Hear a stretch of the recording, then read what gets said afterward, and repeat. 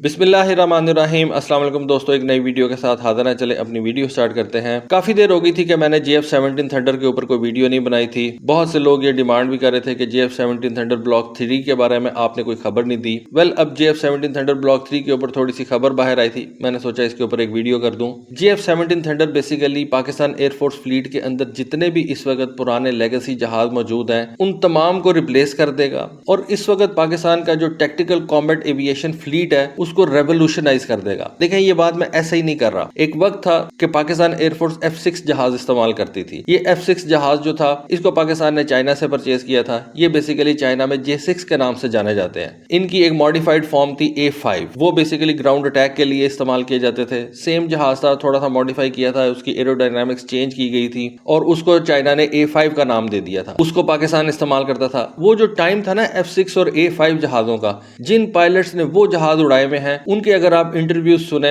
उनकी अगर आप बातों को सुने तो आपको पता चलता है कि उन जहाजों को कंट्रोल करना ही कितना ज्यादा मुश्किल काम था। इवन आप पाकिस्तान एयरफोर्स के मिराज तैयारों के बारे में आप सुन लें, मैंने आपको इनके ऊपर जब एक वीडियो बना के दी थी, मैंने उसमें आपको बताया था कि मिराज तैयारों की जो लैंडिंग स्पीड है वो इंतहाई ज्यादा तेज है। एक तो ये डेल्टा विंग जहाज है, ठीक है, इन जहाजों की अपनी अफादियत बड़ी जबरदस्त है। पाकिस्तान एयरफोर्स इनको कॉम्बैट में आज भी इस्तेमाल कर रही है। लेकिन ये जो मिराज तैयारे हैं ये अब एक बहुत पुराना डिजाइन हो चुका हुआ है और इनकी जो फ्लाइट परफॉर्मेंस है और आज के जो फाइटर जेट्स हैं उनकी फ्लाइट परफॉर्मेंस इन मिराज तैयारों और F6 और A5 जैसे तैयारों से इंतहाई ज्यादा इंप्रूव है। हमारे जो GF-17 थंडर जहाज है ये fly by wire flight control system के साथ आते हैं। देखिए, एक जहाज जो होता है ना उसका प्राइमरी काम तो सबसे पहले फ्लाई करना होता है। ये जो मिसाइल मारना, बॉम्ब फेंकना, ये तो सेकेंडरी काम है। एक जहाज सबसे पहले फ्लाई करेगा तो कोई काम करेगा ना, और एक फाइटर जेट को फ्लाइंग के दौरान कंट्रोल करना असल काम है पायलट का। जो पुराने पायलट है जिन्होंने ये मिराज, A5, F6 जहाज उड़ाए में हैं, वो बताते हैं कि इन जहाजों को फ्लाई करना एक अच्छा खासा मुश्किल काम होता था। आजकल के जो मॉडर्न जहाज हैं जैसे कि F-16 है, जैसे कि GF-17 थंडर है या J10 है, इनको फ्लाई करना बहुत आसान है। ये सारे के सारे कंप्यूटर कंट्रोल्ड हैं। डिजिटली इनके अंदर फ्लाइट कंट्रोल सिस्टम जो है वो इंस्टॉल कर दिए गए हैं, जिसकी वजह से इन जहाजों की हैंडलिंग जो है वो बहुत ईजी हो गई भी और पायलट का जो वर्कलोड है वो काफी ज्यादा कम हो गया हुआ है। और जिस तरह के आपको पता है कि ये GF-17 थंडर ये तमाम पुराने जहाजों को रिप्लेस कर देगा पाकिस्तान एयरफोर्स में। इस वजह से मैं ये कहता हूँ कि पाकिस्तान एयरफोर्स का जो टैक्टिकल कॉम्बैट एविएशन फ्लीट है वो रेवोल्यूशनाइज होने जा रहा है और इस बात को पुराने पायलट जो है वो बहुत अच्छे तरीके से समझते हैं। और फिर उसके बाद जो पाकिस्तान एयरफोर्स के जो फाइटर जेट्स इस वक्त यूज में हैं उनकी कैपेबिलिटीज और इस GF-17 थंडर ब्लॉक 3 की जो कैपेबिलिटीज हैं उनमें जमीन आसमान का फर्क है। और ये GF-17 थंडर का ब्लॉक 3 पुराने जहाजों की कैपेबिलिटी के मुकाबले में ट्रिमेंडस एडवांटेज जो है वो साथ लेके आ रहा है। GF-17 थंडर के ब्लॉक 3 ने पाकिस्तान एयरफोर्स को मार्च 2023 के अंदर ही ज्वाइन कर लिया था, लेकिन नवंबर के अंदर इसको प्रॉपर स्क्वाड्रंस के अंदर जो है वो अब भेजा जा रहा है। GF-17 थंडर के प्रोटोटाइप की जो फर्स्ट फ्लाइट थी वो चाइना में कंडक्ट की गई थी दिसंबर 2019 के अंदर। आपको याद होगा कि उस जहाज के ऊपर 3000 लिखा हुआ था और शायद आपको ये भी याद हो कि उस वक्त अवेंजर्स की एंड गेम मूवी जो है वो आई थी और उसके अंदर आयरन मैन अपनी बेटी को कहा करता था लव यू 3000, तो इस जहाज के ऊपर भी 3000 लिखा हुआ था। और उस पहले प्रोटोटाइप के अंदर सिर्फ GF-17 थंडर का जो फ्लाइट कंट्रोल सिस्टम था, जो कि GF-17 थंडर के पहले बैचेस से बहुत ज्यादा इंप्रूव्ड था, उसकी टेस्टिंग की गई थी। एवियोनिक्स वगैरह तो उसमें बाद में डाले गए थे। अच्छा, अब ये जो GF-17 थंडर जहाज है ना, ये अपने साइज के हवाले से अगर आप इसको देखें तो ये स्वीडन के ग्रिपन जहाज के नजदीक है। देखिए, ये जो फाइटर जेट्स होते हैं ना, इनकी कैटेगरीज होती हैं वेट के हिसाब से। एक लाइट वेट कैटेगरी का फाइटर जेट होता है जिसके अंदर F-16 आ जाता है, जिसके अंदर ये J10 जहाज आ जाता है, सिंगल इंजन वाले जहाज हैं। उसके बाद एक मीडियम कैटेगरी का जहाज होता है जिसमें MiG-29 आ जाता है, जिसमें यूरोफाइटर आ जाता है, रफाल आ जाता है, 2 इंजन वाले जहाज, उनकी वेट कैटेगरी बढ़ जाती है। फिर एक होता है हैवी वेट कैटेगरी का जहाज जिसमें F-15 आ जाता है, जिसमें Su-27 आ जाता है, Su-35 आ जाता है और जिसमें ये F-22 जहाज आ जाता है, चाइना का J-20 जहाज आ जाता है। तो फिर ये GF-17 थंडर किस वेट कैटेगरी के अंदर आता है? ये जो GF-17 थंडर जहाज है ना, इसको आप लाइट से भी लाइट वेट कैटेगरी कह सकते हैं, क्योंकि लाइट वेट कैटेगरी में तो F-16 आता है, J-10 आता है, ये उससे भी छोटे जहाज हैं। और इतना ज्यादा छोटा साइज और इतना ज्यादा कम वेट इन जहाजों के एडवांटेज भी है और साथ साथ इन जहाजों का ये डिसएडवांटेज भी है। लेकिन पाकिस्तान जैसे मुल्क के लिए जिसका डिफेंस बजट बहुत कम है, GF-17 जैसा जहाज जो है वो एक ब्लेसिंग है। और वो इस वजह से है कि पाकिस्तान एयरफोर्स ने इस जहाज को अपने मुताबिक डिजाइन करवाया हुआ, यानी कि पाकिस्तान एयरफोर्स की जितनी भी नीड्स हैं और उसका जितना भी बजट है उसके हिसाब से इस जहाज को डिजाइन करवाया गया। इसको आप मॉडर्नाइज भी कर सकते हैं और इसके छोटे साइज होने की वजह से इसकी जो फ्लाइंग कॉस्ट है या मेंटेनेंस कॉस्ट है वो भी बहुत ज्यादा कम है। और JF-17 थंडर जैसे जहाज को आप एक बड़े नंबर के अंदर ऑपरेट कर सकते हैं, जबकि आपका जो डिफेंस बजट है वो बहुत कम भी क्यों ना हो। JF-17 थंडर के जो पहले 2 ब्लॉक्स थे उनके मुकाबले में ये जो ब्लॉक 3 वाला JF-17 थंडर है ये बहुत जबरदस्त कैपेबिलिटीज के साथ आता है। और आपको शायद अच्छा ना लगे, बहुत से लोगों को अच्छा नहीं लगेगा, लेकिन ये मैं कह सकता हूं कि JF-17 थंडर का ब्लॉक 3 F-16 के ब्लॉक 52 से ज्यादा बेहतर है। जो ग्रिपन जहाज का जो CD वेरिएंट है और J-10 का जो A वेरिएंट था, पुराने J-10 जहाज, उनसे ये ज्यादा बेहतर जहाज है। इसमें कई कैपेबिलिटीज ऐसी हैं जो पाकिस्तान एयरफोर्स के अपने F-16 ब्लॉक 52 से ज्यादा बेहतर है। ग्रिपन का जो पुराने वेरिएंट से उनसे ज्यादा बेहतर है। J-10 जहाज जो पहले पाकिस्तान को ऑफर किया गया था और पाकिस्तान एयरफोर्स ने लेने से इनकार कर दिया था, उससे ज्यादा इसके अंदर कैपेबिलिटीज मौजूद हैं। और ये कई मामलात के अंदर F-16 के ब्लॉक 70, 72,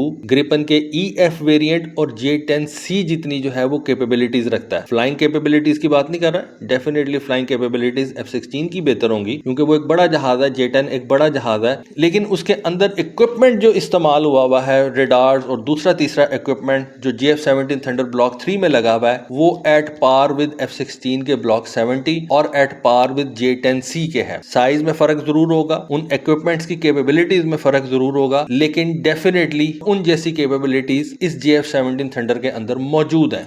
मसलन इसका जो KLJ-7A active electronically scanned radar है वो आपके ब्लॉक 52 के F-16 में मौजूद नहीं है, J-10A के अंदर मौजूद नहीं है, ग्रिपन के CD वेरिएंट के अंदर मौजूद नहीं है। फिर ये जो नेक्स्ट जनरेशन के PL-15 मिसाइल लेके जा सकता है, PL-10A टू एयर मिसाइल लेके जा सकता है, नेक्स्ट जनरेशन की जो हेलमेट माउंटेड साइट्स हैं पायलट जो इस्तेमाल करता है, वो पुराने जहाजों के अंदर मौजूद नहीं है। F-16 के ब्लॉक 52 के साथ आती है, लेकिन मेरा नहीं ख्याल कि और जहाज जो है वो इसके लिए कंपेटेबल भी है। लेकिन ये जो JF-17 थंडर ब्लॉक 3 का जो हेलमेट माउंटेड साइट है, आई बिलीव कि वो पुरानी टेक्नोलॉजी से बहुत ज्यादा बेहतर है क्योंकि उसके अंदर नई टेक्नोलॉजी इस्तेमाल की गई है, लेटेस्ट टेक्नोलॉजी इस्तेमाल की गई है। ये बात आपको मानना पड़ेगा कि JF-17 थंडर के अंदर जो टेक्नोलॉजी इस्तेमाल की गई है वो सारी की सारी आप कह लें कि मोस्टली जो है वो चाइनीज ओरिजिन की है। ऑल्दो ये जो JF-17 थंडर का प्रोग्राम है इसके अंदर 50% का पार्टनर पाकिस्तान भी है और 50% का पार्टनर चाइना भी है, लेकिन फिर भी इसके अंदर जितनी भी टेक्नोलॉजी है वो ज्यादातर चाइनीज ओरिजिन की है। और इससे ये बात भी आपको पता चलती है कि पिछले 15 साल के अंदर चाइना का जो डिफेंस सेक्टर है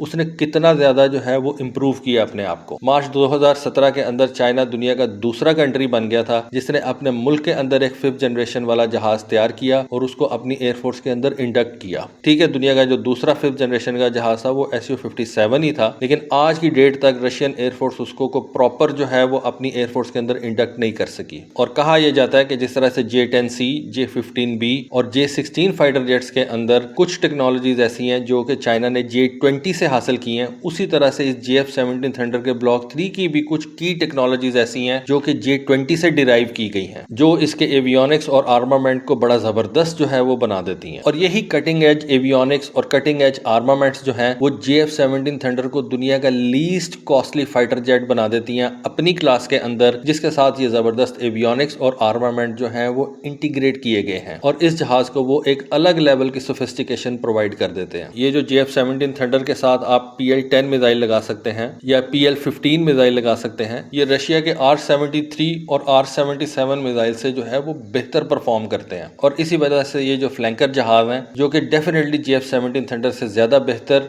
और सुपीरियर फ्लाइट परफॉर्मेंस जो है वो दिखा सकते हैं और उनकी जो रेंज है और उनकी जो वेपन्स कैरिंग कैपेबिलिटीज है वो डेफिनेटली JF-17 थंडर से बहुत ज्यादा है। लेकिन इन मिसाइलों के साथ और AESA रेडार का जो टैग टीम इनका जो पार्टनरशिप बन जाती है JF-17 थंडर के अंदर, वो JF-17 थंडर की जो कमी है उसको कंपनसेट कर देती है। और ये जो J-10C जहाज है जिसके बारे में बताया जाता है कि वो JF-17 थंडर ब्लॉक 3 से तकरीबन 45% ज्यादा हैवियर और टेक्नोलॉजिकली जो है वो बेहतर जहाज है, उसके अंदर भी जो टेक्नोलॉजीज यूज की गई हैं वो JF-17 थंडर के ब्लॉक 3 में ऑलरेडी मौजूद है। उसके अंदर भी AESA रेडार लगा हुआ है, इसके अंदर भी AESA रेडार लगा हुआ है। J-10C जहाज भी PL-10 मिसाइल लेके जा सकता है, JF-17 थंडर भी PL-10 मिसाइल लेके जा सकता है, ऐसे ही PL-15 मिसाइल है, दोनों जहाज लेके जा सकते हैं। लेकिन JF-17 थंडर का जो ब्लॉक 3 है वो पाकिस्तान एयरफोर्स कम कॉस्टली होने की वजह से ज्यादा नंबर के अंदर जो है वो अपने फ्लीट में इंडक्ट कर सकता है और करेगा। और आने वाले दिनों में पाकिस्तान एयरफोर्स के जितने भी ये मिराज 3 जहाज हैं, मिराज 5 हैं, J7